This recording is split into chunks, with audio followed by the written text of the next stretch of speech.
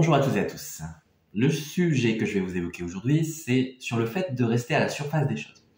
Alors en général, on aime bien creuser, comprendre, analyser, plonger dans les choses et vivre des fortes sensations.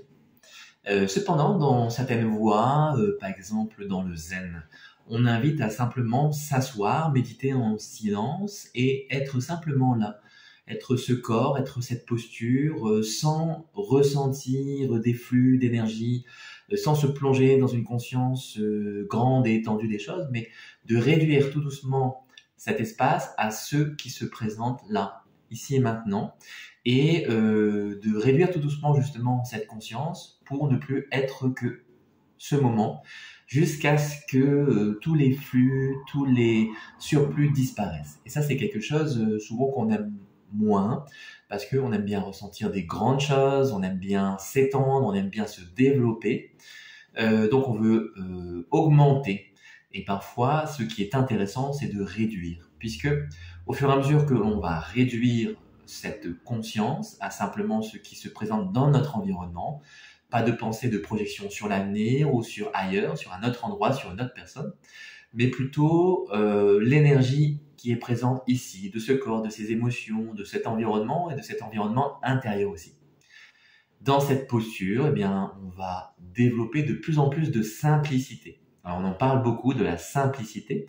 Mais la simplicité, c'est pas vivre frugalement seulement et d'être modeste dans son utilisation de la technologie, mais c'est de se vivre sans rajouter au-delà des émotions, au-delà des pensées, quelque chose de supplémentaire.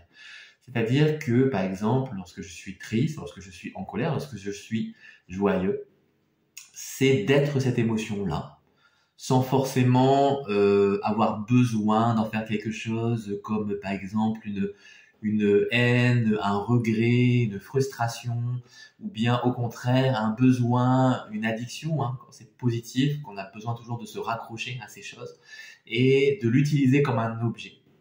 Se vivre dans l'émotion, se vivre dans le mental, c'est de laisser passer la chose, de la vivre pleinement, mais lorsque elle a fait son temps, de la laisser partir. C'est-à-dire qu'il n'y a pas de retenue, il n'y a pas de saisie, il n'y a pas d'appropriation. Et donc, réduire les choses, devenir de plus en plus simple, c'est d'accepter aussi qu'on n'a pas forcément conscience de la conscience. Souvent, on veut vivre la conscience, l'observer, on veut tout le temps être dans cette béatitude, dans cette joie du cœur, dans l'amour inconditionnel. Mais en fait, ce ne sont que des expériences, c'est-à-dire qu'elles sont éphémères et passagères. Ce n'est pas ça la réalité. Et ce n'est qu'un moment, un accès que l'on peut partager bien sûr, mais qui ne va pas nous donner une compréhension complète des choses. Ça ne sera qu'un moment d'intégration, mais ce ne sera pas l'intégration totale, ça ne sera pas la totalité. Et de ce fait-là, parfois on se perd dans les dédales un petit peu des perceptions, lorsque ça va nous rendre un petit peu heureux, eh bien on va croire que on va confondre le résultat, qui est donc le bonheur, avec l'expérience de la réalité.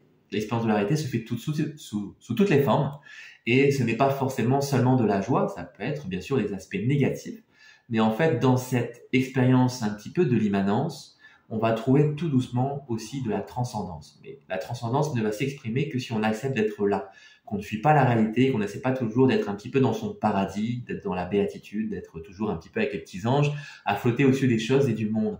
Même si notre regard peut parfois prendre de la distance, des fois c'est important d'être vraiment le nez collé au mur. Et d'ailleurs dans les méditations, on voit comme le Bouddha, hein, Gautama, on propose de méditer face à un mur, en général un mur blanc, pour couper toutes les choses, couper toutes les envies, pas parce qu'on veut s'éloigner du désir et qu'il faudrait ne pas avoir de désir, mais tout simplement parce que en général, le désir vient d'un besoin au fond de soi d'accrocher à quelque chose pour se rassurer, pour prendre le contrôle sur la vie, pour avoir une béquille et se délester de ces contraintes intérieures, de ces nécessités.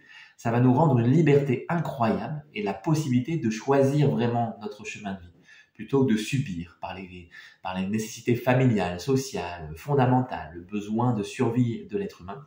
Eh bien, tout doucement, on va se détacher biologiquement, mentalement, de toutes ces énergies qui, même si elles sont importantes, ne sont qu'une facette de la vie.